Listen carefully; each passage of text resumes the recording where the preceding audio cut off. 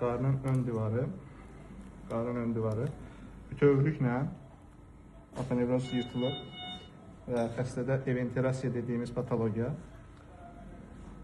inkişaf edib və indi sizə qarnın ön divarının kəsik xəttimiz, baxın, bu kəsik xəttimiz dəri, bu isə əzələ kənarıdır.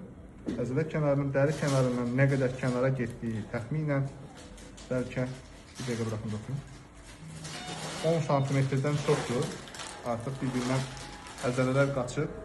Belə bir durumda əzələ kənarlarını tikə bilmirik, çünki qarın daxili təzyiq həddindən artıq artır və təkrar yırtığın yaranma ehtimalı %100 yaranmış olur. Bu durumlarda biz xüsusi materiallardan, kompozit tor dediyimiz yapışmayan materialdan istifadə edərək qarnın ön divarını 2 qat torla örtmüş olacağıq.